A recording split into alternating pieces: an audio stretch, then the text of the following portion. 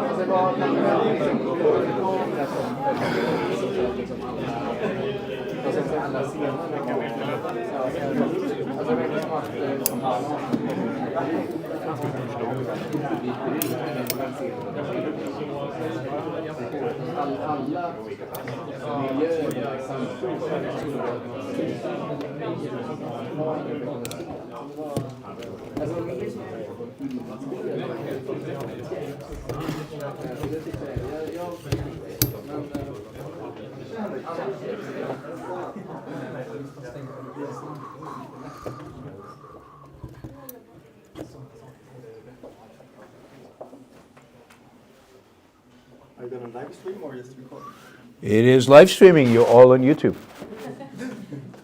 Say hello to YouTube, everybody. Hello. Okay, so I guess then we are ready to start. Hello, everyone, and welcome to Judiska Studentföreningen. My name is Teresa. I'm the National Coordinator for Students for Liberty, as well as Chairman for the Judiska Student Association. I can see that we have a lot of new faces here. I would like to address you with an extra welcome this evening. It's really nice to have you here. This event is hosted as a collaboration between Students for Liberty and the Judiska Student Association. Students for Liberty is the largest pro-liberty student organization in the world in terms of leaders, countries represented, and events, producing in 2021 over 2,500 events with over 600,000 attendees. Students for Liberty aim to empower, educate, and develop the future leaders of liberty, and really give them the resources they need in order to become the effective advocates of liberty in all aspects of life. And the Judiska Student Association, on the other hand, is based here in Uppsala and forms a part of the Confederation of Swedish Conservative and Liberal Students, founded in 1942 and hence being the oldest non-partisan national student association in Sweden of its kind. And Judiska hosts events here every Tuesday. We organize everything between speaker nights, festivities like the one later this evening, and debates and we bring together a wide range of politically and philosophically interested students.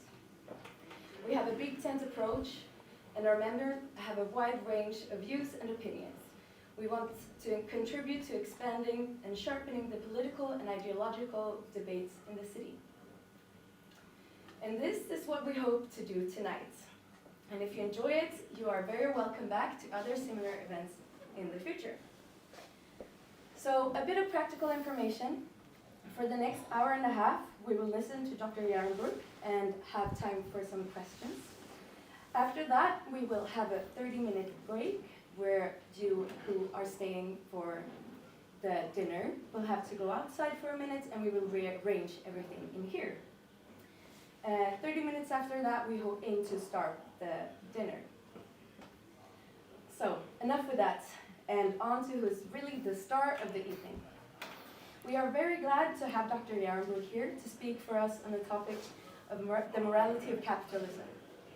Dr. Yaron is the current chairman of the board at the Ayn Rand Institute, which aims to spread Ayn Rand's philosophy. And as you can see, we are very big fans of Ayn Rand here. Dr. Brooke has a PhD in finance from the University of Texas at Austin.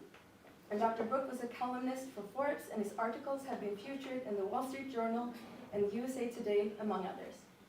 He's also a writer, a podcast host, and an internationally renowned speaker.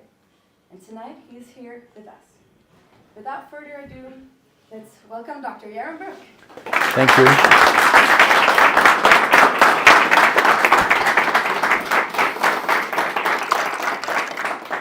Thank you.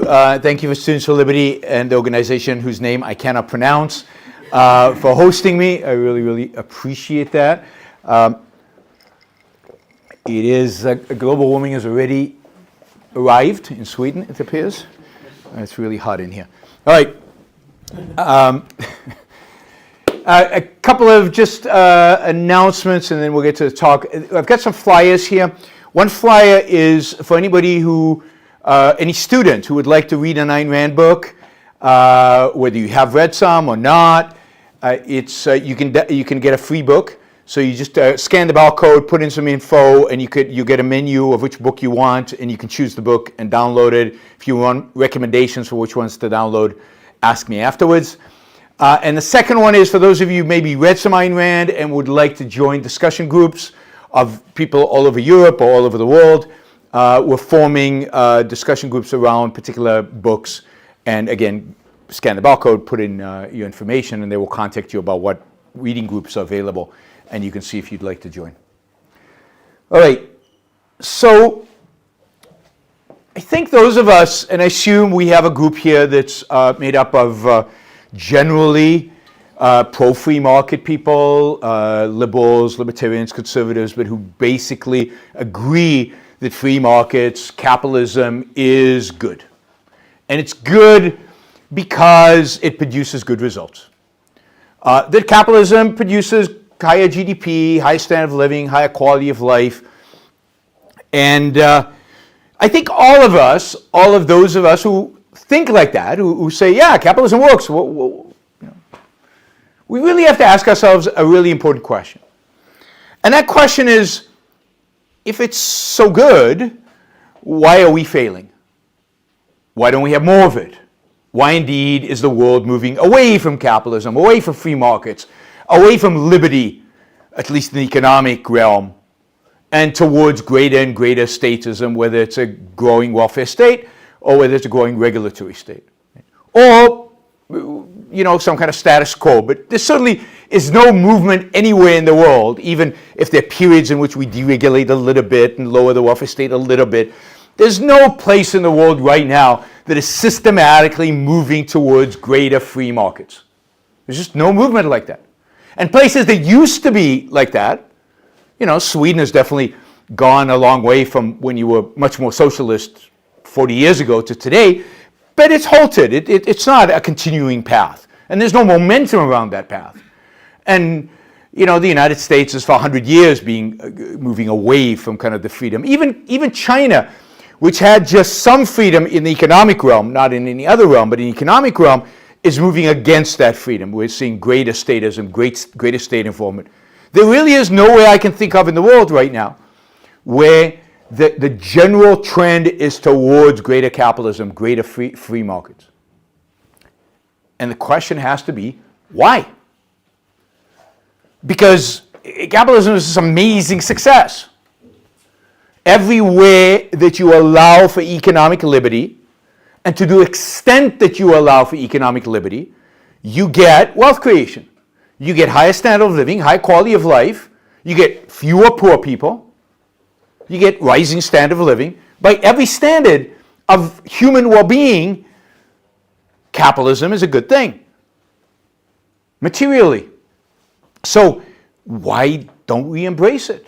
I mean, there are lots of examples of this, and I'll just give you highlights, but you can ask in the Q&A. I mentioned China. Look at China over the last 40 years, since the late 1970s. They liberalize their economy. They free people up. They give them what people think are property rights. They tell people, go be entrepreneurs. We won't intervene. Don't ask for permission. Go make money. And people go and do it.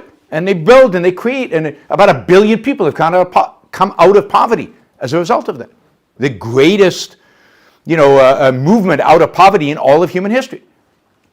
You look at the periods where Sweden was most successful economically are the periods in which you were freest. It's certainly true of the United States. And as we increase regulations, as we increase control, everything kind of slows down. People say there's a limit to growth now. Economies can't grow beyond a certain amount. Yeah, if you regulate them and control them, then there's a limit to growth. Growth requires limits on regulations and controls. That's what growth requires. But if you control, if you regulate, if you inhibit, if everybody has to ask for permission to do everything, then yes, there are limits to growth. Otherwise, there are no limits to growth. There's no limits to how fast an economy can grow. So what is going on? You know, one last example, maybe one of my favorite examples, although it's not going to last for very long, is, I don't know how many of you have ever been in Hong Kong. You're young, so probably very few. If anybody been in Hong Kong? I used to say you've got to go once in your life, make an effort to go once at least to Hong Kong in your life. I don't say that anymore because the Chinese have taken it over and it's nowhere near as nice as a place as it used to be. And I don't want to support the Chinese. But here's a place that 75 years ago was a fishing village on a rock in the middle of nowhere. Literally in the middle of nowhere. It has a decent port, no natural resources, zero. And there were, maybe 10, 20,000 people in the whole area of Hong Kong. And today, there's 7.5 million people on this rock. More skyscrapers, tall buildings, than Manhattan, than New York City. GDP per capita, higher than the United States of America. And they did it in 70 years. How? Because, they got 7.5 million because people swam there. People got on little boats and dinghies and rode there, and they risked their lives to get there from all over Asia. Why? Because they offered them free health care? No. Because they offered them lots of regulations to make sure that businessmen didn't screw them? No. They offered them a robust Swedish-like welfare state? No. Every immigrant got 3,000 whatever euro? No. They offered them nothing except the rule of law, protection of property rights, protection of contracts, respect for contracts. That's it. And everybody came and prospered. Not everybody prospered, but you had the opportunity to prosper. And that's how they got to be richer than America, and how they got to the skyscrapers and the wealth that Hong Kong represents. Sadly, even that is now going to be chipped away at under Chinese rule. And it's not that we don't understand why. We understand why capitalism produces the results that it produces. We've got great economists on the freedom side. They've even won Nobel Prizes. They were so good, they couldn't be ignored. Whether it's Mises or Hayek or Friedman and lots of others, dozens and dozens of economists. And they explain, and we have a solid, real understanding of how economies work and why free markets work better than regulated, controlled markets from an economic perspective.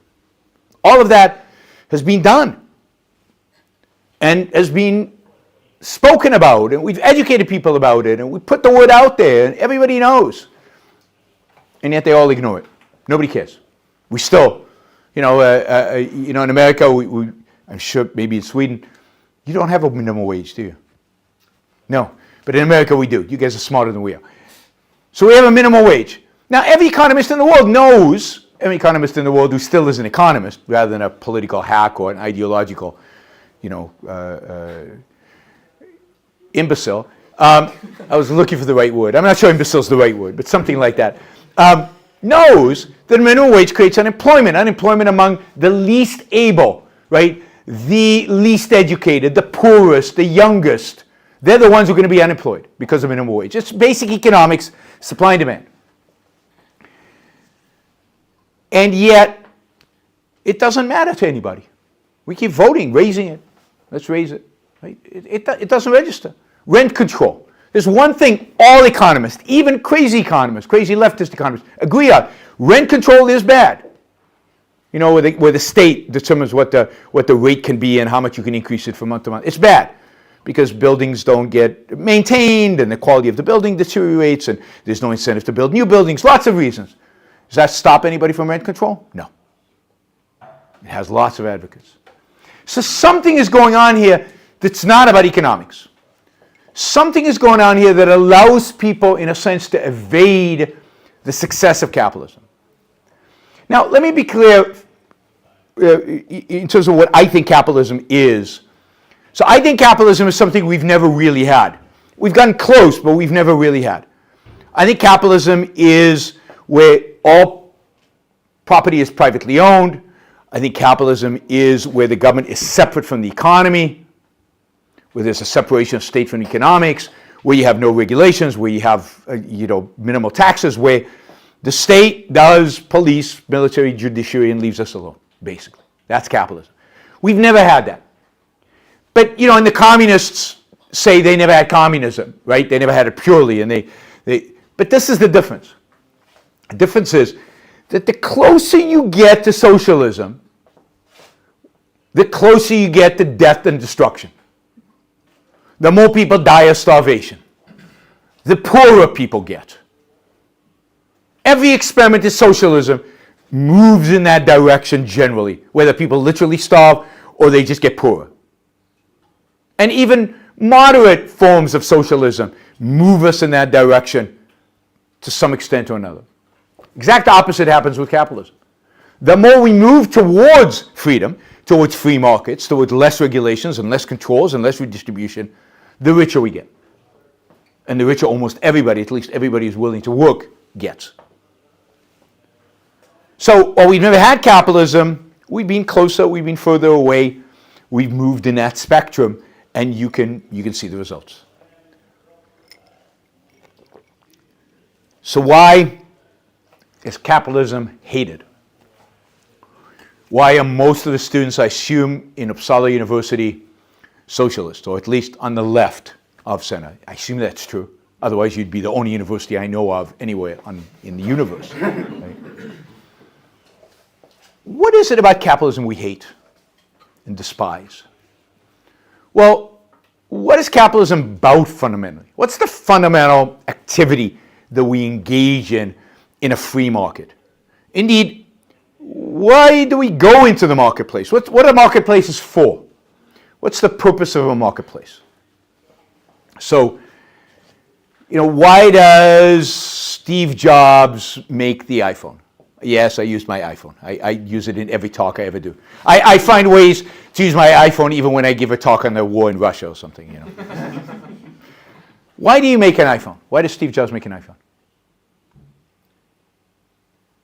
You can say it. Why does he make an iPhone? What's that? To become rich. To become rich, right? To make money. Why does it take so long to say to make money? Because it's a little uncomfortable. But is it only to make money? Yes? Steve Jobs woke up every morning, I want more money. No, there's no way. And I hope none of you ever get a job where it's only about money. Money's important, but only about money? No. Even I who run a hedge fund, I don't only do it for the money. Mostly. Why else do you do it? Why else would you go to work? He wants to create a good product. Yeah. He likes what he does. He likes it. He's having fun. And he wants to create something beautiful. He gets pleasure and satisfaction from building these things and from succeeding with them. And hopefully when you go to work, you won't only go to get a wage or to get money, but also because you love what you're doing. In other words, who does Steve Jobs make the iPhone for at the end of the day? Himself. For himself. So I remember buying my first iPhone. It was 2008. And the U.S. economy is going into recession. And I'd studied my economics, and I knew that in order to prevent a recession, we needed to consume in order to stimulate the economy. So I went to buy my iPhone so I could help my fellow man prevent a recession and stimulate the economy. Because that's why you guys go shopping, right? That's why you buy a nice suit and buy shoes and everything. It's because you want to make sure people have jobs. Of course. Why do you go shopping? Because you want something. Yeah, why do you want it? For what reason do you want it? Because it'll make what? Because you think it'll make your life better in some way or another, right? Because it's to serve some personal purpose. Whether you've thought about it deeply and you've decided this is really something I need, or whether it's an impulse buy, whatever it is you're buying because you believe it's good for you. So what is a marketplace? The producer And the consumer meets in order to do what? To pursue what? To trade for the purpose of what? Realizing mutual benefit. I don't really care about the benefit Apple gets when I buy an iPhone. What do I care about? My benefit. What does Apple care about? Apple's benefit. So the marketplace is a place where we go and pursue our self-interest. We all go into the marketplace thinking about ourselves, not about society, not about the world, not about the economy, not about the person we're trading with. I'm not worried about, the company that sold me the shirt. I'm worried about getting the shirt. For me, a shirt I like, not the shirt they want to sell, but the shirt I want to buy. Right? And they want to sell me something, right? Because they're making money off of it, because hopefully they enjoy their jobs. So markets are places where we go in order to pursue our self-interest. It's the one place in life where it's pretty naked. You can't really hide behind some socially responsible, beautiful thing, right?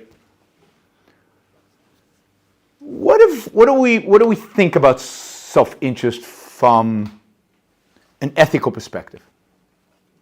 Morality. What does morality have to say about self-interest? What did your mother tell you? Don't be selfish. Don't be selfish. Don't be selfish, be what? Be kind. Be kind. Generous. Generous, but, those are, what does that mean? Altruistic. Altruistic. Be altruistic, which doesn't mean kind and generous. It means what? What does altruism mean? Sacrifice for the group. Yeah, it's sacrifice to others. Sacrifice your interest to others, and the moral ideal, is that we be selfless. That we don't take into account our own interest at all. I mean, Auguste Comte, the French philosopher, and Kant, the German philosopher, would say, if you help somebody else, if you're kind to somebody else, you're generous towards somebody else, but you get pleasure out of it, you get satisfaction out of it, doesn't count as morality, doesn't count as moral. To be truly moral, it has to be truly selfless. It has to be a situation where you don't get anything from it. Read Comte. Literally says that. Even Kant literally says that. Don't trust happy people because they're probably selfish. Because the only way to attain happiness is how? By pursuing your self-interest. So be careful. Watch out. Self-interest is the enemy. And note that capitalism is about self-interest. Capitalism is about pursuit of self-interest, and yet our moral code says self-interest is bad, evil, immoral. You're supposed to sacrifice. How many businessmen sacrifice? Not in their day job. So we've got this suspicion of capitalism immediately off the bat. And what does selfish mean? What are we taught that being selfish means? What kind of behavior is selfish behavior? Putting yourself first. Putting yourself first, but what does that mean? Because I could put myself first and... Hurting others, lying, stealing. Yeah, it means hurting others, exploiting others, taking advantage of others, lying, stealing, cheating, stabbing people in the back, just doing whatever it takes, exploiting other people to get your way. That's the image of being selfish, of being self-interested that the culture has. Capitalism is a system of selfishness. Capitalism is a system in which people lie, steal, cheat, stab people in the back, and exploit everybody else. Easy, right? So I don't care how well capitalism does. It's the system of evil, bad people. Why would I support it? And that, I think, is the challenge we face. And the altruism that they teach us. It's interesting because at the end of the day, it's not really about helping other people. It's more about, as we said, the selflessness. It's more about the sacrifice. I'll give you an example.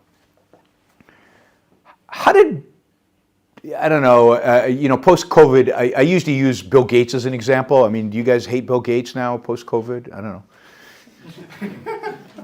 You have to be careful these days because, I think wasn't he injecting chips into the vaccines or something? I don't know.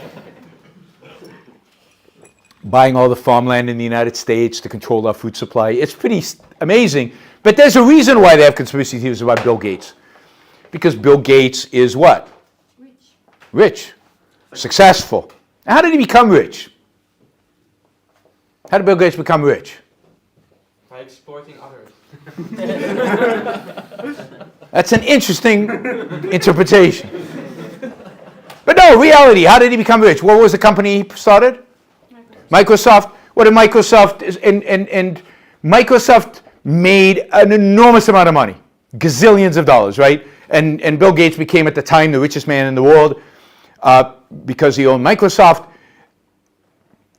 What effect did Microsoft have on the world? Yeah. Innovation. Yeah, it innovated. We all bought the Microsoft products, probably still do. Right? Why do we buy Microsoft products? They're the best. They're the best. And we believe that they make our lives better, right? So when you spend €100 on a piece of software from Microsoft, why are you spending €100 for the piece of Microsoft, the piece of software?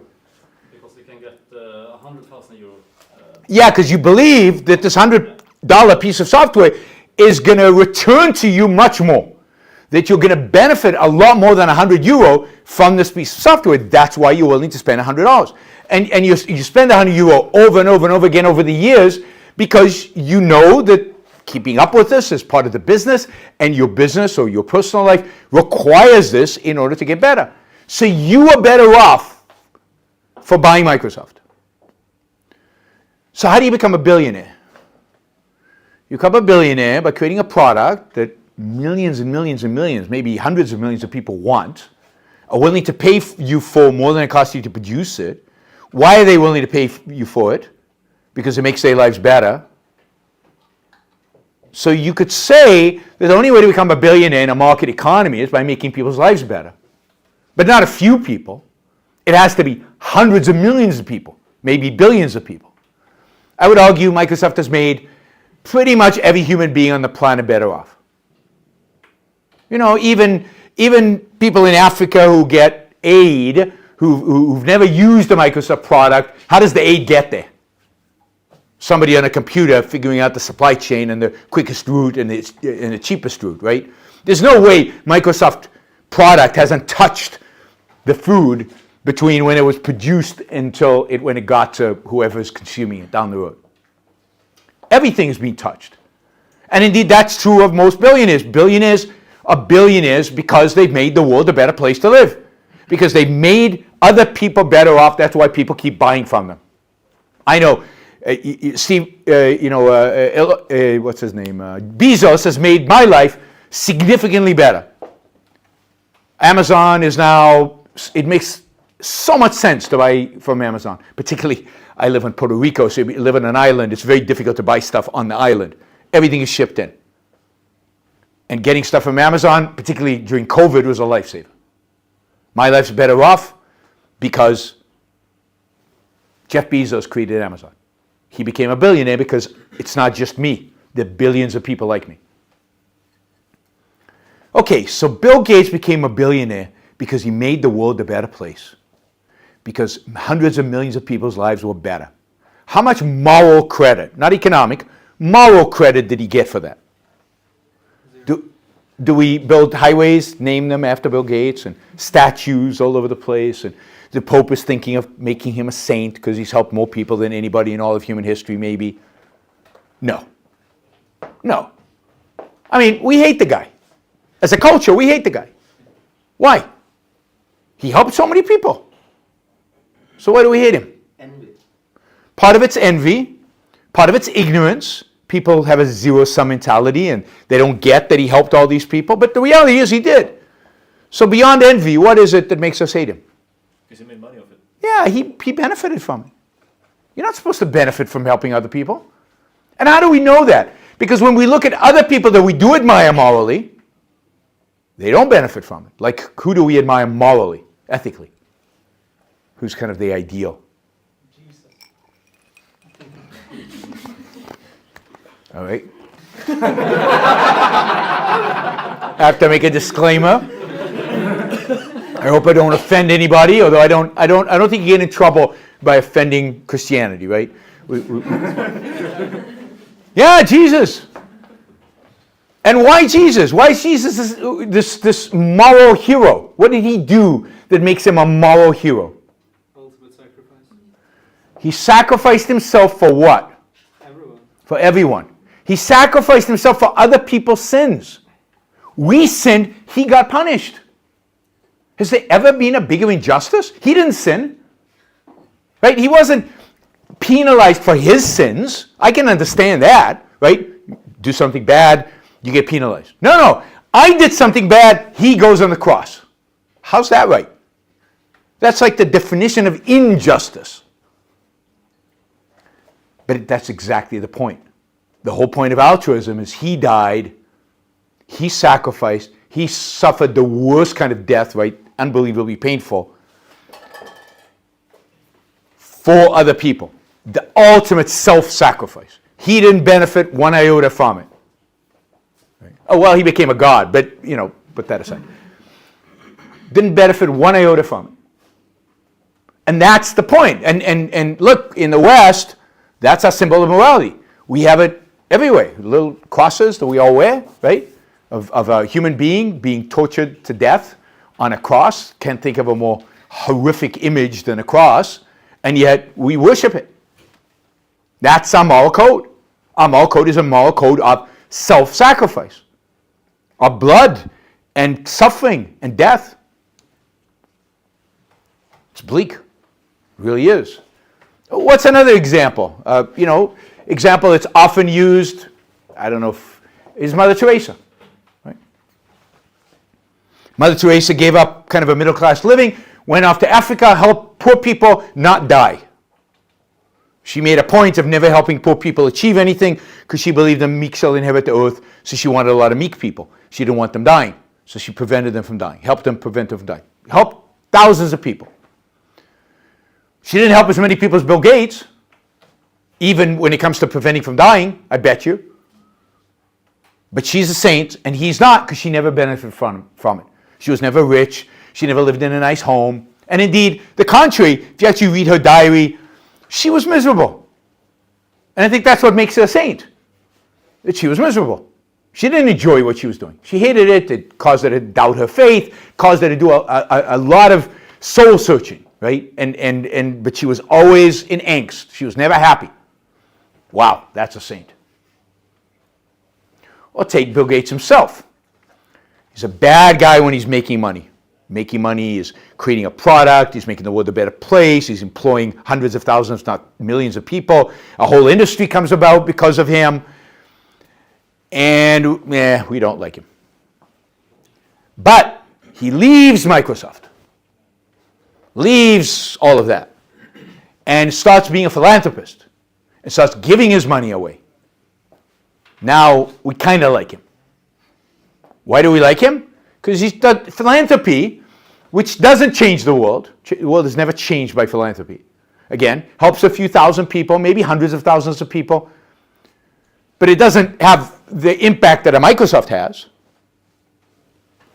But philanthropy is better than Microsoft because he does not benefit from it. He's just giving away. He's not getting anything in return. So we kind of like him. Not completely. Why do we not completely like him? What's the problem with Bill Gates still? Rich. Yeah, he's still rich. It's a real problem. And not only is he rich, but if you actually watch interviews with Bill Gates and stuff, he seems like he's kind of having fun. He's like enjoying giving money away. He's enjoying investing. He's enjoying his life. That's not acceptable if you're going to be a saint, if you're going to be morally good. Well, how would we make him a saint? What would you have to do? Give it all away, move into a tent, maybe bleed a little bit for us, a few nails in some strategic locations in his body would help. And then all of us would say, we don't want to be him. We don't envy him anymore. But, wow, now we're going to build sculptures. Now we've got names and parks and stuff over his name. There's something really sick about that. to produce, to build, to create, to benefit humanity through trade, through win-win transactions, to make the modern world, no big deal. But to suffer by giving money, stuff away, that's cool. That's good. That's our morality. That's the morality of the modern world. That maybe nobody actually says it like I say it. Nobody actually says it explicitly, although some philosophers do. That's implicit in all of us. It's how our mothers raised us. It's how our preachers preach. It's how our philosophers teach us. Subtle ways in which that dichotomy between production and giving it away, between self-sacrifice and self-benefit, that is everywhere in our culture. It doesn't always come up explicitly, but it's in every transaction and it's every time we hate on a successful human being. That's the philosophy that's bubbling up. And it's a philosophy that's clearly incompatible with capitalism. It cannot live in the same world. And in a conflict between economics and morality, morality will always win. You can make all the economic arguments you want, but if people think it's bad, it's wrong, it's unjust, they won't do it. They'll vote for what they think is good. They want to feel like they're good people. They want to feel like they're moral people. So, morality is what the world ultimately uses as its guide. We don't live the morality of self-sacrifice. It's not how we live our lives, particularly not successful entrepreneurs and rich people. They don't live this kind of morality. And what happens when you live one life in your moral code, even if it's not completely identified, it's just in the back of your mind, it's just kind of in your subconscious. What happens when you live one kind of life but your moral code says you should live a different kind of life? What does that create? What emotion do you get, do you think? Confusion. Yeah, guilt. You get guilt. You young people don't get much of it. As you go older, it creeps in. It starts creeping in. I'm supposed to be doing that, but I'm doing this. I enjoy doing this, but wait a minute, that's bad, and I'm supposed to be doing this. And when you see wealthy people, older wealthy people, almost always, they are riddled with guilt. And that guilt is exploited. So the state comes to guilty people and says, look, you're not doing enough to help the poor. You're just not. Look, there's still poor people, and you're still rich. So how about we raise your taxes just a little bit and help those poor people? And the rich people go, yeah, okay. That sounds good. And they all vote for it. And of course, every few years, we go back to the rich people and ask them if we can tax them even more. And it only goes up. And the welfare state is basically a form of that. It's a form of guilting part of society about the fate of another part of society, and therefore encouraging them to vote to have their taxes increased in order to benefit somebody else. Why? Because it's your duty. Why? Because you should be a good person. What does a good person mean? You should be sacrificed. Oh, but I don't in my private life, so force me. And the state is happy to force you to sacrifice. And that's the welfare state. But even the regulatory state. Why do we have a regulatory state? Why is it that, I don't know about Sweden, but every time in America I go into an elevator, right, there's a little diploma on the wall, and it says, this elevator was inspected by a government inspector and it won't fall. Basically, that's what it says, right? Why? Because those selfish businessmen, because we associate selfish, self-interested with lying, stealing, cheating, those selfish businessmen, if they had the opportunity, would build elevators that killed you. Because that's how we make money in business. That's what self-interest requires, killing our customers.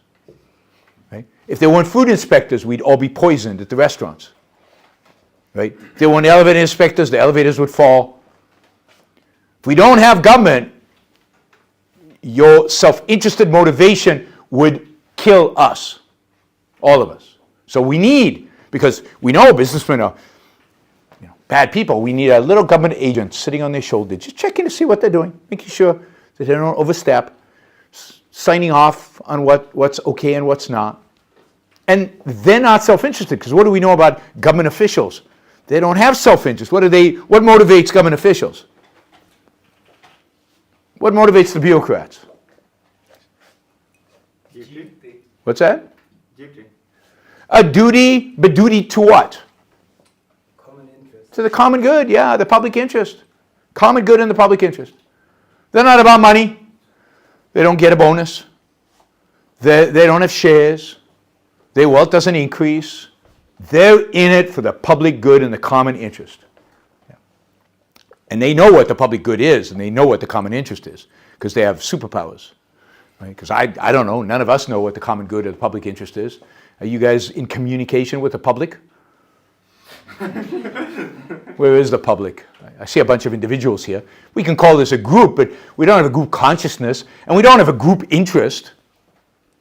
Even if we vote, that doesn't reflect an interest. It reflects the interest of the majority, not the interest of the group. Right? But they know. They know what's good for everybody, and therefore they are going to supervise, and we trust that. When somebody says, I'm here for the public interest, I'm in it for the public interest, everybody calms down. That's good. If I say, I'm here for profit, ooh, we don't trust that. Because we don't trust self-interest, and we trust the altruist. You see it in banking. Why do we have central bankers? So you guys have central bank, right? Why do you have a central bank? Because those greedy private banks, we don't trust them. And in America, one banker got a lot of power, JP Morgan, got a lot of power. So Congress got together and said, oh, one private individual should not have that much power. So instead of that one individual, JP Morgan, we're going to give power to a different individual, much more power, like 100 times more power, but it's okay because he's not a businessman. We'll call him the chairman of the Federal Reserve, and he's a public servant. And he's only there for the public good. So, Jerome Powell right now, everybody listens to him, and, everybody trusts him. Why? Because he's not doing it for profit. He doesn't make a bonus. He gets a decent salary, but nothing exceptional. The guy JP Morgan Chase, he makes a lot of money. Don't trust him. So all of our attitudes are ultimately guided by our moral code, this implicit morality that is in there constantly. And what Rand is challenging us to do is to say, really to ask one simple question, which is, why? Why should I sacrifice to other people? Why are other people's lives more important than mine? Why should I live for others? Why should I be selfless? Wait a minute, it's my life. Why shouldn't I think about myself? Why shouldn't I make my life better? Why shouldn't I live the best damn life I can live? Only got one life. It's pretty short. As you get older, you'll realize that. It's pretty short. Every second I never get back. Why not live the best life you can live for you? It's you, after all. It's not them. So Rand proposes not only that the right morality is a morality of self-interest, a moral code to actually guide us towards achieving our self-interest. Because how do we know what's good for us? It's hard to figure out. Animals, other animals, we're also an animal, but other animals, they know what's good for them, right? How do they know? They're like ChatGPT, right? It's coded. They just know. It's just there. ChatGPT doesn't think about it. It just spits out what's in there, what it's accumulated. An animal has DNA that codes its behavior in every aspect of its life. It doesn't have to figure out, what food's good for me? Should I eat a salad today? No animal thinks, should I eat a salad today? Right? It eats what it's programmed to eat. And it hunts. Does it vary its hunting techniques? No, it hunts the way it's programmed to hunt. We don't have that programming.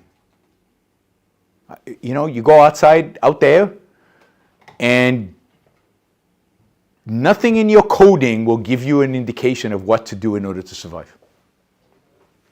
How do we survive out there in the cold in Sweden or in the heat of the Amazon? How do we survive?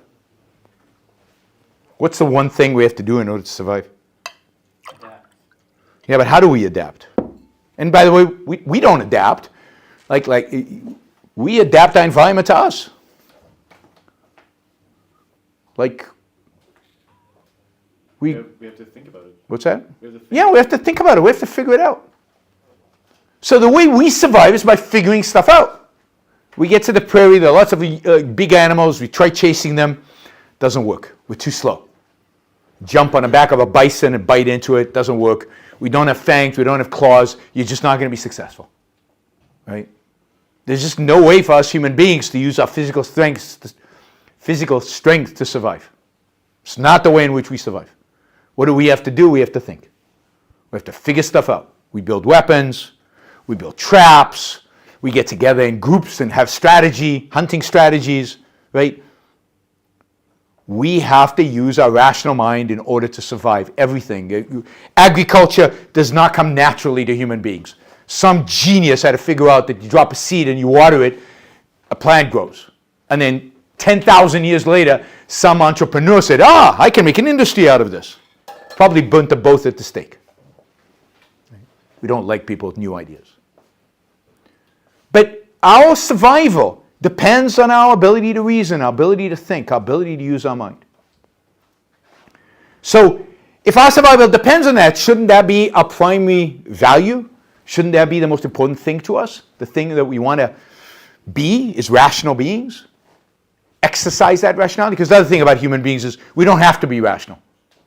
As you probably know and will discover later tonight. Right? Yeah. She promised me. We don't have to be rational. Rationality is a choice for us. I'm a believer in free will, and you have to will it. You actually have to engage. You have to focus. You have to use your mind. It requires energy. It doesn't just come automatically.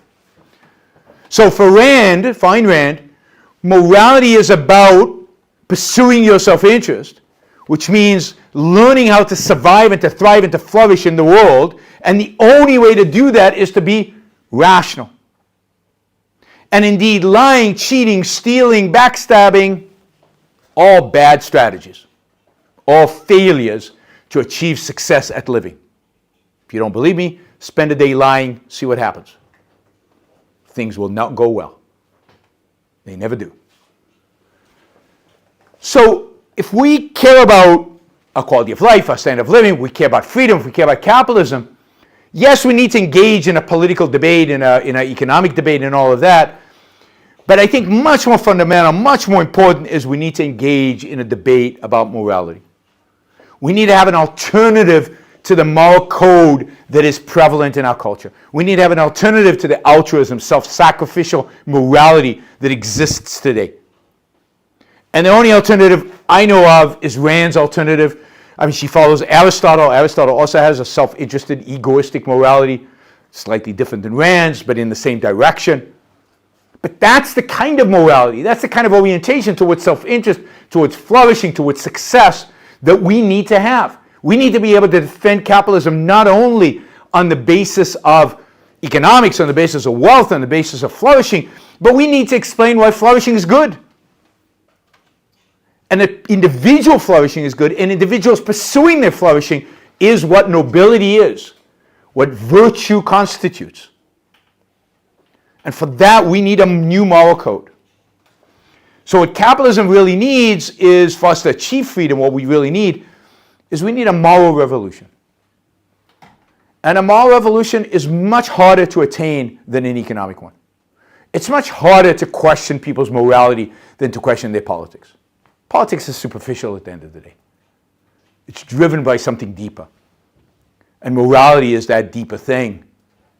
And until we're willing, as if you will, a liberty movement, a freedom movement, to question people's moral code, to actually propose an alternative based, I think, on human nature, on us being a rational animal, an alternative based on people pursuing their own values, using their own mind, without hurting other people, but to attain their own happiness and their own flourishing, then we can be successful. So if you want a revolution, then it has to be a moral revolution. It has to be a philosophical revolution. A revolution for a morality of self-interest. Thank you.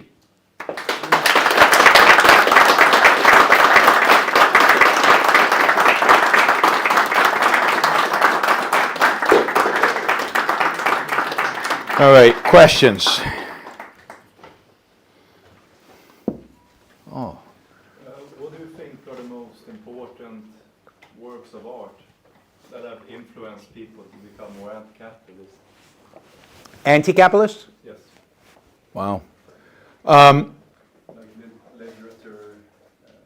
Yeah, I mean, so first, I think a lot of the religious art is very oriented towards, the elevation of sacrifice and making it something noble and beautiful. If you go to a museum and you look at paintings of saints, right, they've all got arrows sticking into them, or they're all dying in some horrible way, but it beautifully depicted, right? It's great art. It's not just gory violence like in the movies. It's beautiful, and that's supposed to give you a certain emotion about the sacrifice. Sacrifice is beautiful. Sacrifice is good. They're going to another world. So I think religious art has a lot to do with it. What other arts? Probably the movie I hate the most. Yeah, I mean, the movie I hate the most of all movies, I think, I can't think right now of one I don't, is Avatar. I think Avatar is a perfect example. Human beings are self-interested. Self-interest means destruction. From an economics perspective, progress is zero-sum. It's about destroying others, even other sentient beings. And indeed, Avatar, the first Avatar, I haven't seen the second one, never will.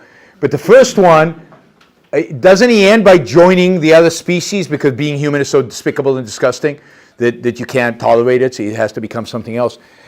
It's probably the most anti-human movie, and I think depicts civilization as inevitably just destruction and wiping everybody out, and for what? For no real gain.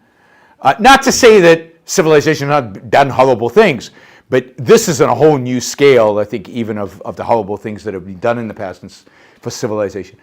What other works of art? I mean, look, I think Dostoevsky.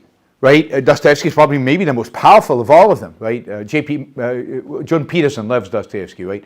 Because Jordan Peterson is a purveyor of this morality, the morality of sacrifice. He's all about this morality of sacrifice and duty, and he calls it responsibilities, but responsibilities not just to you, responsibilities to others, and he believes that without God there's no morality, and that comes from Dostoevsky, right? So if there's no commandments, if you're not commanded what to do by a god or by a state or by somebody, what will happen? What does Dostoevsky tell us? We'll all become murderers, right?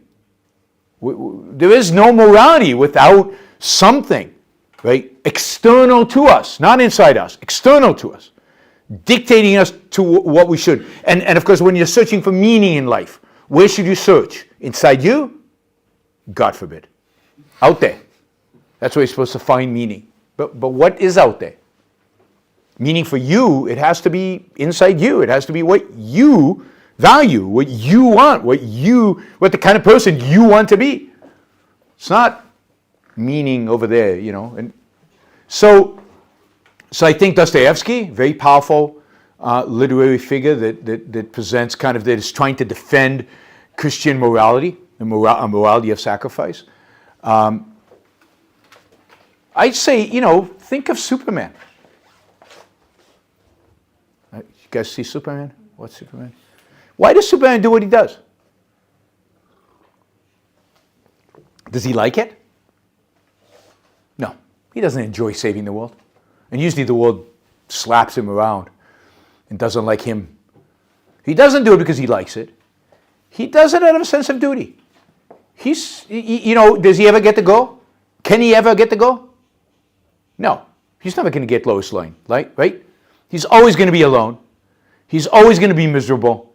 He's the ultimate sacrificer. For what? For the world. Is the world worth it? Not the way it's depicted in Superman.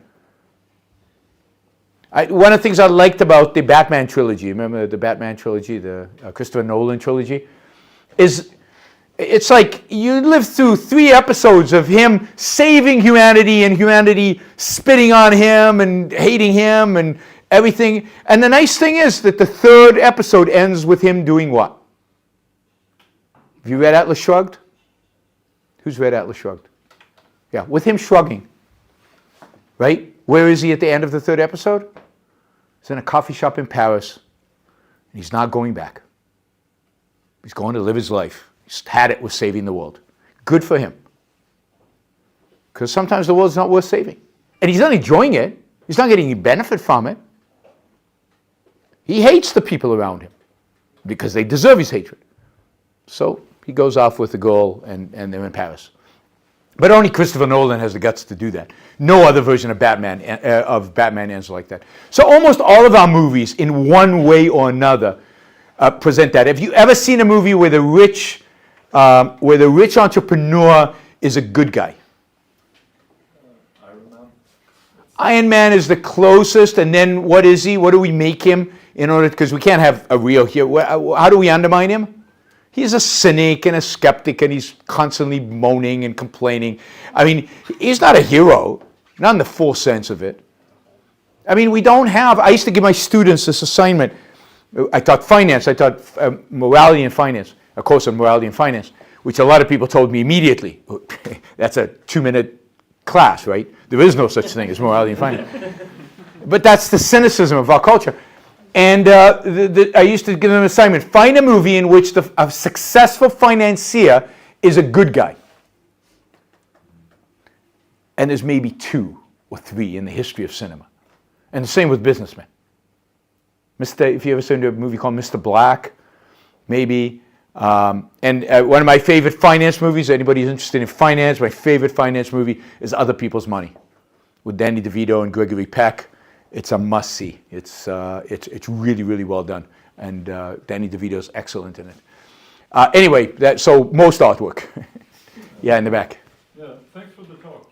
I had 2 thoughts, not really clear about them, so I hope you can help me. Sure. So the first one is related to sacrifice. So Steve Jobs had to sacrifice a lot of stuff in order to make the iPhone, right? So No. Or how do you connect like? No, so let's talk about sacrifice a minute, because it's a confusing issue, and Jordan Peterson, if you listen to Jordan Peterson, confuses it even more. So people use sacrifice in a bunch of different ways. So for example, if I say, I'm not buying ice cream this year. I'm going to stop buying ice cream for the year, and I'm going to take all that money and invest it and save it up, and hopefully in 2 years of not eating ice cream, I use that money to start a business.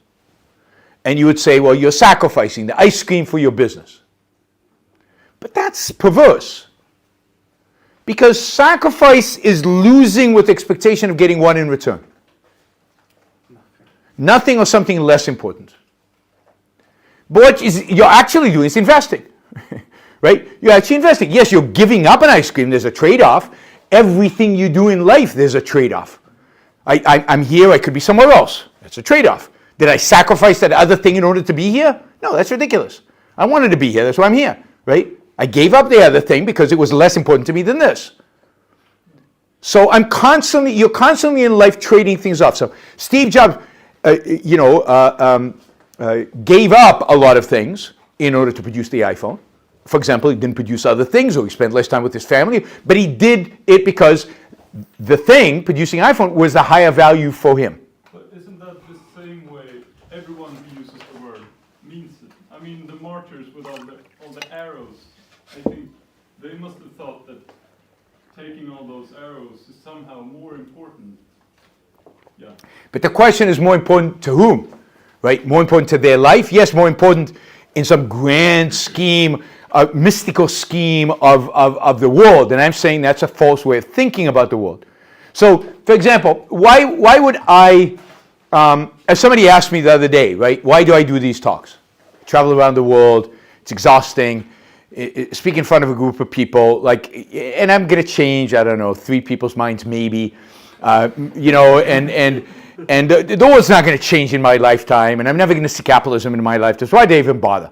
I could be at the beach right now. My wife is at the beach, right? I live in Puerto Rico. You can go to the beach 365 days a year pretty much. So why do I do this? And there are really 2 reasons. It's not that I view freedom as some more important thing than my life. I view freedom for me as important. So even if I manage to make the world just a tiny bit freer or a tiny bit less authoritarian, because there'll be a few people who vote a little bit less left or less right these days, then I'm better off because I live in a world that's marginally a little bit freer. There'll be more people who agree with me. That makes me feel good. More people I can communicate with, more people writing books. So I get the benefits of that freedom. Not because freedom is a higher value than me. No. Freedom is a utility to me. Freedom is a means, not an end. Why is freedom good? What's the value of freedom? Freedom is a condition, a social condition in which I can use my mind to pursue my happiness. That's it. The reason freedom's good is because it helps my life. If it didn't help my life, I wouldn't be pro-freedom. And then, of course, the second thing is I like what I'm doing. Right? I know people don't like this. Don't do it. You shouldn't sacrifice. So, yes, I can always rationalize to myself a reason why I'm doing what I'm doing. But the question is in reality what you're doing justified in terms of your life? Or is in reality what you're doing, you're just creating a story in order to rationalize it for you? So a good story is an afterlife, right? A good story is God told me, and God is the greatest thing, ever, so I have to do what God tells me. But those are stories, because afterlife doesn't exist, God doesn't exist, and the story is just a story. So it's a question of, in this world right now, what does my interest require? But if your story, it's still your story. You're working with your story, and you can see feedback from your story. And when you notice that this feedback doesn't work, then you. But that's not the case. Mother Teresa kept getting feedback. There was anti-life, there was depressing, there was horrible, and she kept doing it because it was a duty to do it. So the point is that again, the standard is not their happiness.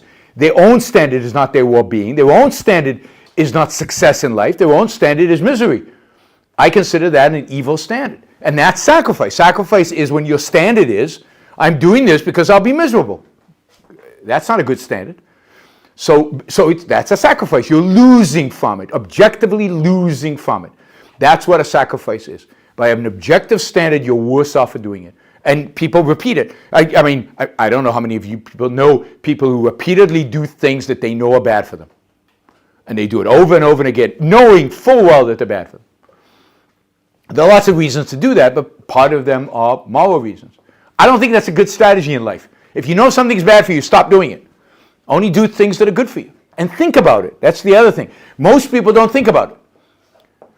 So to really be good for you requires being rational. Most people avoid the effort of rationality. And I say most people, and I mean most people. Most people in the world avoid the effort of rationality. And that is harmful to themselves. But that also makes them susceptible to these stories and to this kind of sacrifice. Yeah. I have a question about, this new morality of self-interest. So in the same way that animals are like programmed to do what they do, one could argue that humans are programmed similarly to do or to follow natural instincts, and that our morality of sacrifice is a way to sort of curb those impulses, to not act immorally, to not exploit other people. And that if we were to promote a morality of self-interest, that could easily degenerate into, let's say, Wolf of Wall Street scenario, where you try to win by exploiting others in those type of cultures where we have elevated entrepreneurs and businessmen and people who have made wealth for themselves. So I know you said that it's not long-term successful strategy, but I would say maybe for some people it could be, and it's difficult if you combine a short-term successful strategy with a morality that you should do so.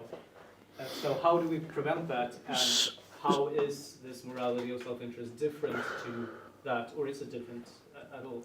So there are a lot of things to say about that. One is, it's not like the morality of altruism has prevented us from killing one another and slaughtering one another in the name of that morality, right? Socialism is based on a morality of altruism, a morality of rejection of self-interest, and what has it resulted in? Death and starvation, and eagerness to kill, often, right? You know, what do the fascists do it for? What do they claim, at least? How do they motivate people to go kill all the fill in the blank? Greater good. Yeah, it's a greater good. It's the good of others. Oh no, I'm not benefiting from it. This is for the Aryan race, or for the, again, fill in the blank. So all the evils of the world are justified by altruism, by the common good, by the public interest. I hear the common good, I run for the hills. It's the most, the thing I distrust the most is other people claiming they know what the common good is, and I should behave in a particular way to achieve a common good. So altruism has been an unbelievably failed strategy at preventing us from exploiting one another, right? Altruists defended slavery on altruistic grounds. They defended every atrocity that human beings have created on that grounds. And religion is as guilty of that as any other theory of altruism. So I don't think we have much to lose by dumping altruism. It doesn't seem to, we don't seem to respond particularly well to it. But you do have to make an argument for a morality, an actual morality that is geared towards individual happiness. And if I was going to flesh out any time morality here, which I'm not going to do, but I encourage you to read Rand's essay on the virtue of selfishness, and she's got, and others have written about this, so there's a lot of literature about a morality of self-interest. That morality of self-interest would have to show that doing these things in the short run is self-destructive.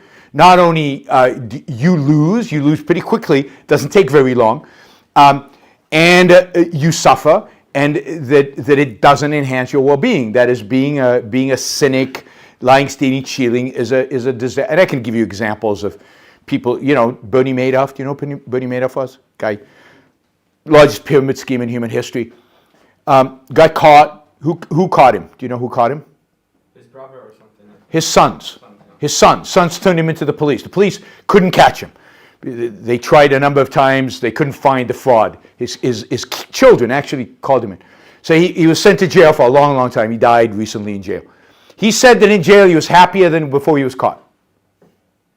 Wow, that's weird. He's in jail. He has no freedom. He's happier than when he was free and rich. He had $50 billion that he'd stolen from his clients. Why was he happier in jail? He didn't live a lie. Because he wasn't living a lie. Because he couldn't look at his family in the eye. He couldn't look his friends in the eye because he was stealing their money. Everything, he was constantly anxious, constantly conflicted, constantly in panic mode because he knew he was going to get caught. And if you're not caught by the police, caught by his sons, which is even worse than being caught by your police. So it doesn't work. You know, there's a great photograph. I should make a big poster of this. There's a great photograph of Vladimir Putin this last Christmas. Orthodox Christmas, he's in a church, he's by himself, they're doing the ceremony, he didn't want other people there. There's a ceremony going on, and there's a series of photos, actually there's a video of him. And in these photos, I have never seen photos of a more miserable, pathetic, depressed human being in my life. It was shocking. I mean, look it up, Christmas, Putin, 2020, yeah, it's Orthodox, so I think it's in January 2023. And you won't believe, I mean, his whole face is droopy. He looks like he's going to die of sadness right there on the spot, which he deserves. So I was all cheering about it, but it just, you know, I'm sure if you'd seen pictures of Stalin, he would have looked the same. And generally, how many of you have met a happy politician? It just doesn't exist because their profession is to lie. This is, and you know, it's the only profession in the world where lying actually gets you ahead. Every other profession, you get penalized for lying. In politics, you get rewarded for lying. They're not happy people. They're not successful people. They're not alive in the full sense of the word. And I think that's true of all of these things. Now, it's true, I need to prove that. You have to go through, and you have to present people with a morality, not just live for yourself. What does that entail? Be rational, be productive, be honest, have integrity, you know, independence, justice, pride. Those are Ayn Rand's 7 virtues, but each one needs articulation and sub-virtues. So you need a whole theory, just like Christianity has a whole theory.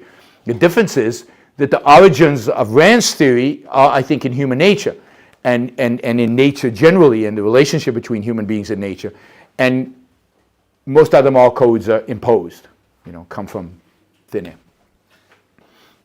Are you hopeful about the future presence of the world? Like with Alex Epstein, like his recent success, like is it hopeful that he defends human flourishing? Yeah. Like that. Yeah. Like not. I've met so many people that like feel guilty having to use a car, things like that. Do you guys know who Alex Epstein is? He's written a book called Fossil Future. Yeah, Fossil Future, and before that he had a book called The Moral Case for Fossil Fuels. So he's kind of defending civilization against this idea that we can solve the problem by shutting down fossil fuels, right? He's not denying climate change, he's just saying you can't solve anything by stopping fossil fuels, because that remedy is worse than the disease, right? Climate change, as bad as it's going to get, is not going to be as bad as if we stopped using fossil fuels tomorrow. But anyway, he's had a lot of success in the US, and yes, to some extent. I think that if you make a rational case in a particular field, you can have a lot of influence on people. But has he really moved the needle culturally? Is the world shifting yet to his position? I mean, Greta, who hasn't written a book, is 1,000,000 times more, popular and more influential than Alex Epstein has. So I think he's shown a way to have influence. Alex worked for me for 8 years at Ayn Rand Institute. And then he spun off to do one thing, to become an expert on energy. I'd love to see 1,000 of Alex's, and when I have 1,000 people like that in different areas defending rational ideas in different worlds, and human on the basis of human flourishing, then I will be optimistic. But until then, my optimism reaches way into the future, not into the What do you think it will take to establish a rational base in education and reverse the effects of John Dewey? Do you have John Dewey in Sweden? A bit. Look, I think the best thing to do in education is to privatize it. That is, to get the government out of it. I think the worst thing that happens in education is that it's state-controlled. Therefore, it's one size fits all. There's no competition. There's no innovation. There's no different schools trying, and parents deciding which school to send their kids based on the match between their philosophy or their kids' inclinations and the school itself. So I would like to see movements that actually work to find ways to privatize education. In Sweden here you have some form of voucher system, but the curriculum is all set, from what I understand, is all set from the state. That's ridiculous, right? What you really want is all the schools, if you're going to have a voucher system, you're going to have the state pay for education, which in the world in which we live is not a bad idea, right? So the state pays for education, gives you a voucher as a parent, but it leaves the schools alone. All schools can do whatever they want, and they compete, and then you get real educational change, and that's the only way. As long as the state runs education in terms of the content, it's going to be a disaster, and it's only going to get worse. It won't get better. Well, considering then thanks again for your speech, your presentation. If moral selfishness is the objectively more leads to better results, Yeah. why has moral selflessness developed and been sustained? So why has moral selflessness been developed and been sustained? I think because moral selflessness is compatible with authoritarianism, and I think that it is an invention of really authoritarians, and they have managed to control people. Look, the idea that the masses are educated, that the masses have choices, is brand new. Forever, we lived in tribes, and we had a tribal leader, and usually a tribal leader had a witch doctor, and the tribal leader said, what? Live your own lives, achieve your happiness, please pursue your own values. No, he said, listen to me, do what I tell you. And people would look at him skeptically and say, I don't know if I trust this guy. So then the witch doctor would come in and say, oh, no, I commune with the spirits. And listen, this guy knows what he's talking about. You better do what he tells you to do. And by the way, here's a moral code, in a sense. The spirits tell me that you need to do what he tells you. So you see how they work together. The one gives the other philosophical, moral, religious justification for what he does. Ayn Rand calls this, she has an essay which talks about Attila and the Witchdoctor. So the Attilas of the world. And we evolved, we didn't know anything. 10,000, 100,000 years ago, human beings, Homo sapiens, we didn't know anything. Everything we had to learn. And we started with nothing. We didn't have agriculture, we didn't have tools, we didn't have weapons. So we are learning slowly, right? And we're at a certain level of knowledge today where I think we can challenge a lot of the assumptions and a lot of the habits that we got into. But if you go back 2,000 years, I mean, if you think about Christianity, why is Christianity a religion the way it is? To a large extent, it's a kind of religion that is a result of lacking political power. So this is the religion of the poor. This is the religion of the people who felt oppressed by the Roman Empire. They never had visions of taking over the Roman Empire. They thought, Jesus would come back before that happened. So it's a religion that's built in this idea of sacrifice, the meek shall inherit the earth, don't be too ambitious in this life. This life is not that big of a deal. Because it wasn't, because you were poor and you were suffering. So it was a religion to justify your poverty and your suffering. Islam, on the other hand, is a religion of warriors. It's a religion of people who were conquering the world, who were traders, who were rich, Islam compared to Christianity, Islam is a religion of self-confidence. They're much more self-confident than Christians are. Why? Because the Quran is a book written by winners. The New Testament is a book written by losers in the political game at the time, right? So Christianity won in the end, but the book was written way back then so they couldn't change books. But the Quran is Muhammad is a trader, Muhammad is a warrior, Muhammad, has I don't know how many wives and how much sex he has, right? And Islam reflects that. Jesus has none of that. He wanders around, he's pretty poor, he doesn't have much, and he dies on a cross. And the nature of the religion reflects that. Right? Jews are just beaten down constantly. That's the thing about Jews. Right? We're just constantly. God chose us to be beaten down constantly. You read the Old Testament.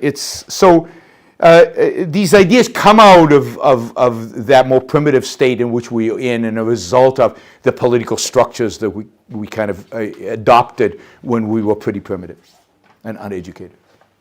Yeah. Are you familiar with the effective altruism movement?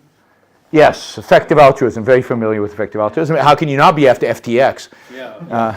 But they, of course, say that they are having a rational ground for altruism. What do you think about that?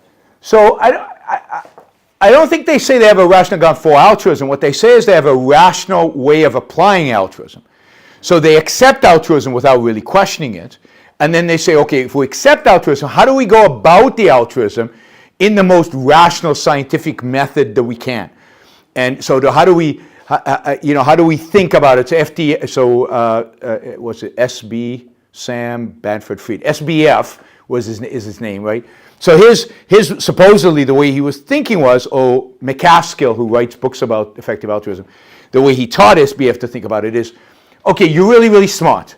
You could do a lot of different things. You could become an artist and stay poor, or you could, for example, become an entrepreneur in a business you really hate, you don't like, right? But you can make a lot of money, and then you can take that money. Making a lot of money is not great. That's not good at all, right? But once you make a lot of money, you can give it away, and that's really, really cool, and that's really, really good, right? And then what we teach you as effective altruism is how to do that really, really well.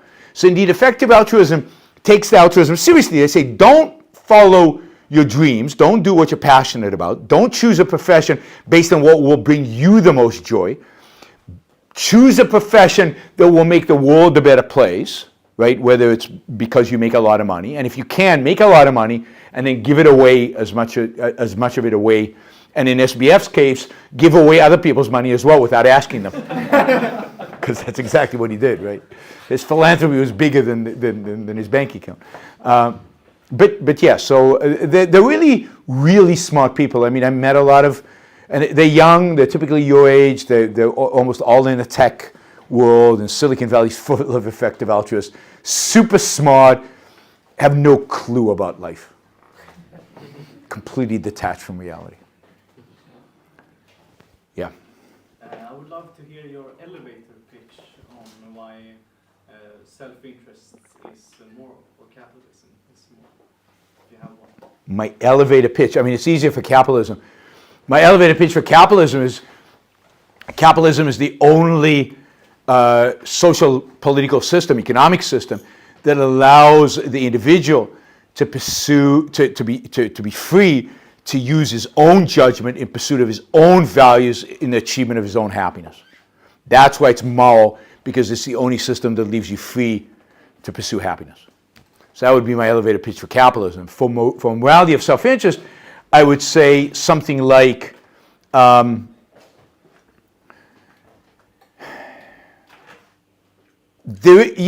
you have is your own life. Self-interest is what we have. And what we need is to take it seriously. What we need is to figure out what self-interest actually means and how to apply self-interest. We need to discover the values and virtues that make human life, possible and successful, to live a full, complete, wholesome life. Now, if you ask me the question of why should you live a good life, then you have to kind of go deeper into the philosophical grounding of it. But at the end of the day, you should live a whole life because there's nothing else. All there is your life. There's nothing exists other, in a sense, for you other than your life. When you're dead, the world is gone for you. Yeah. Yeah.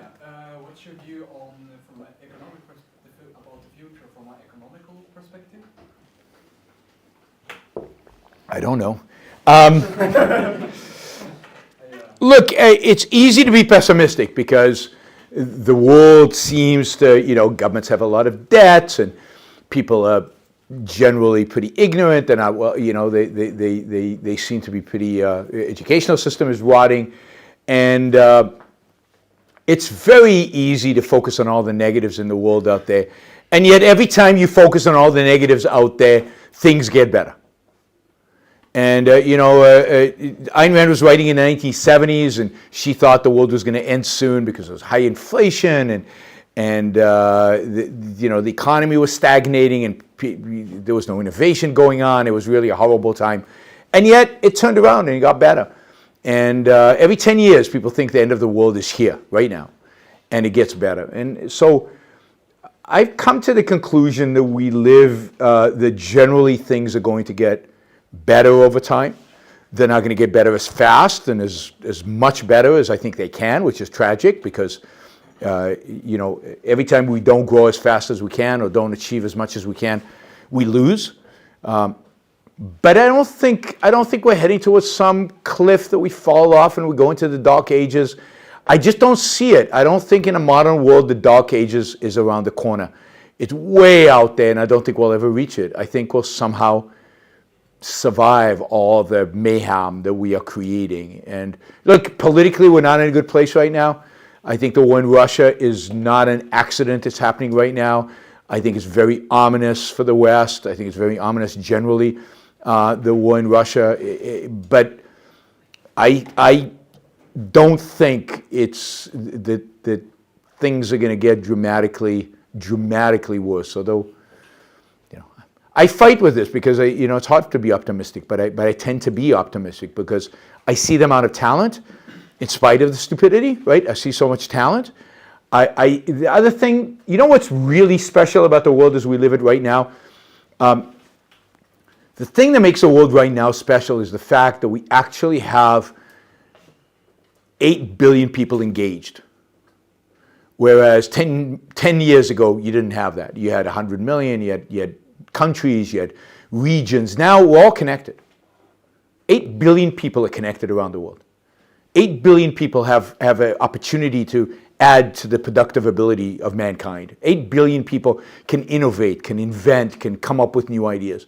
So just the pool of resources we have today is so much larger than it was in the past. And that's productive energy. And I mean, just think about all the people in Asia who've come out of poverty and are creating stuff and building stuff. Think of all the scientists today, in China, and hopefully China doesn't deteriorate, but that are pursuing all kinds of avenues in science that are going to enhance our lives that weren't doing that 20 years ago because they didn't exist. So, when Rome fell, Rome at its peak had over 1 million people in the city of Rome. Not that long after, a few hundred years after, the population of Rome, the city, was 10,000. right? So Rome went way up and then crashed. And 10,000, and that meant no more roads. It meant no more buildings more than one story. It meant no more running water. I mean, a million things just disappeared. The whole innovation of hundreds of years under the Greeks and the Romans disappeared in a relatively short period of time when the barbarians took over. And I don't think that can happen again. Because knowledge is so dispersed throughout the world. So many people know so many things. Like, all the knowledge in the world was in Rome. And when Rome fell, the knowledge disappeared. You went to a few libraries, it was gone. And today, I don't think that can happen. I think, how many engineers are in this room? And there's just one room in Sweden, and there are thousands of rooms like this all over the world where engineers in all kinds of places in the world know stuff that nobody knew a few hundred years ago. So I just think, so I'm optimistic because I see the talent and potential in human beings, and it's going to take a lot to destroy that completely. And I think Ukraine will beat the Russians. Yeah. In Sweden, in Swedish politics, objectivism is kind of regarded as a joke, unfortunately. Yeah. Ayn Rand is sort of seen as an evil witch. Yeah. So, how do we achieve this moral revolution in practice? Oh, we just give up in Sweden. Sweden is unique. I mean, Ayn Rand's considered strange and, what do you call it, an evil witch, pretty much everywhere in the world. I don't think Sweden is unique. And certainly in politics, Ayn Rand has no representation in politics anywhere. And when she is used by some American politicians, it's usually pretty badly. That is, Donald Trump will say something, or Ted Cruz will say something about Ayn Rand. But that doesn't help our cause, because these are not exactly champions of liberty and freedom. There's no shortcuts in terms of changing the culture, which is what we're trying to do. And the only way to get people to change their minds is talk, write, educate. There's just no other way. And that's true in politics, right? It's not going to be... we're not going to get political change unless we get moral change, unless we get philosophical change. That takes a long time. That takes a lot of people. You need to educate people. People will not change their minds about Ayn Rand like that. There's no magic thing I can say and change people's minds. These processes take time. They take decades. They might take centuries. I don't know. But you got to fight for what's right and what makes sense and what will enhance your own personal freedom. So yes, we're at a huge deficit because people don't like Ayn Rand. We have to teach them otherwise. I don't see any alternative. I can't force them to love Ayn Rand. I can only encourage them and debate them and encourage and discuss it with them. Yep. Yeah, I had a question about the armed forces and the military. So, even in a minimalist capitalist state, yeah, still needs people that are actually prepared to sacrifice their lives. And yeah, could you just elaborate on that, how you can motivate people Sure. to do that? So first of all, I don't view serving in the military as willing to sacrifice my life for whatever. I'm willing to fight for my values. And one of those values is living in this place because it has certain positive attributes. So Sweden is freer than many other places in the world. It's certainly freer than Russia. Russia amasses an army, heading towards Sweden. What are you going to do, right? You're not going to fight because you want to die for Sweden. You're going to fight because you don't want to live under Putin. You're not willing to be a slave. So the reason Ukrainians are fighting right now is, I hope, is not for some mythology that is Ukraine and that's what the Russians are fighting for, the mythology of Russia. What you're fighting for is your own life. What you're fighting for is your own freedom. What you're fighting for is the ability to make your own decisions. And yes, that will entail taking risk, and yes, that will entail sometimes dying. But you're not going into it to die. You're not going into it to sacrifice. You're going into it to pursue something that's really, really, really, really important to you. And if it's not, run. Don't go fight. Now, some soldiers do sacrifice, which is sad. I don't think they should. So some soldiers will, I grew up in Israel and served in the Israeli army and served during a war, so I know about being a soldier. And it's not like there are soldiers, for example, in Israel. When I was 16, when I was growing up, I was like this, who will do anything for the state. The state is their shining star. It's not their life. They don't care about their life. That's what they are willing to sacrifice. They really are. And I was one of those. I mean, when I grew up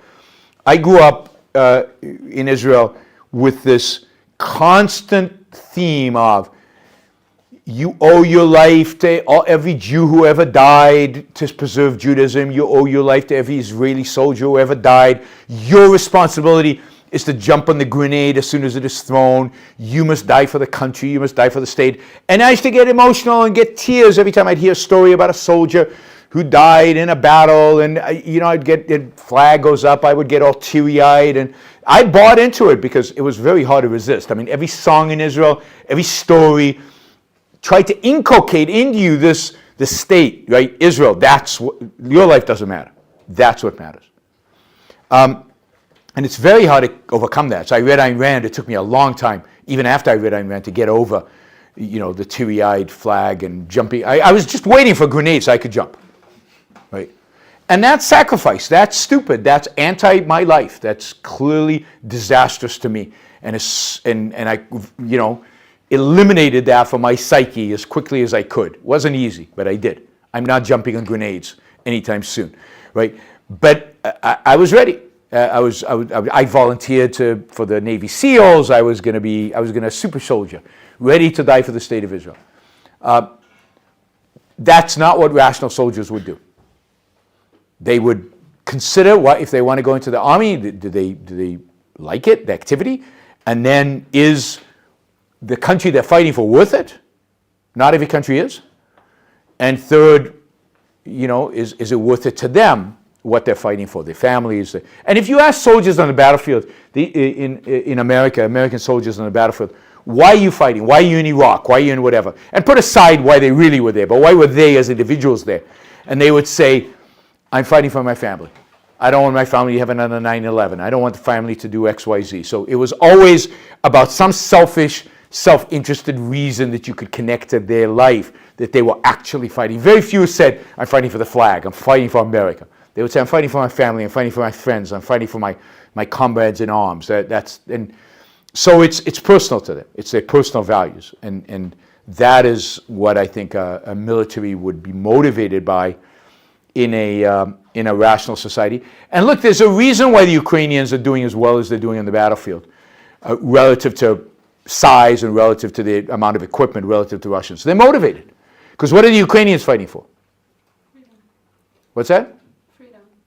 Well, in a sense, freedom, but more concretely, they're not. I don't know that they even conceptualize freedom. The right to live. Yeah, they're fighting for their houses, for their families, for the ability to live, for the ability to raise their kids. They're fighting for their ability to live their lives, and it's very self-interested. What are the Russians fighting for? Most of them don't know. And the ones that do know think that they're rushing for what Putin has told them, some greater cause, some greater empire, and how many of them care about the greater Russian empire and the future legacy of Vladimir Putin? Almost none of them. And so they're not motivated. So that's a big part of why Ukraine is being more successful. All right, she's standing, which is a sign. Thank you.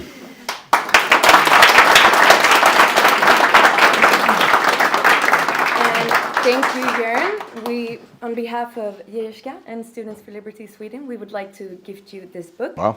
It's the selected works of Erik Gustav Järrö, which is the man that this student organization is named after. Oh, watch out. Oh, yeah. Dangerous with the Yes. And you could briefly describe him as Burke, Adam Smith, and Edgar Allan Poe, all in one person. Wow. Okay. That's Very cool. famous Swede, and we like. So him he very wrote much. poetry? He did. He Wow. did write a lot of Okay. poetry. So we hope you enjoyed the I assume read. it's in English. Yes, this one is in English. We made sure. We have Good, it in Swedish good, as well, but good. this one is in English. Excellent. Thank you. I really Thank you. appreciate that. Books are great gifts. Yes, they are indeed are. Thank you. Thank you so much. My pleasure.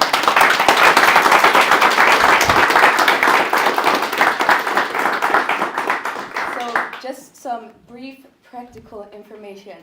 Thank you to the ones that are not joining us for the rest of the night.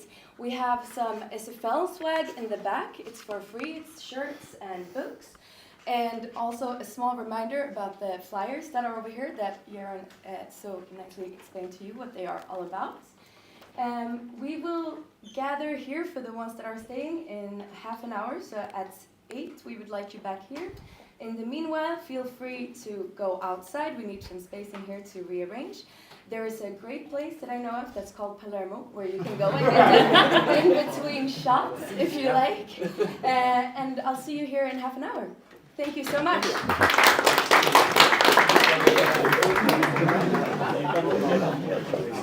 Excuse me, let me turn the live stream off.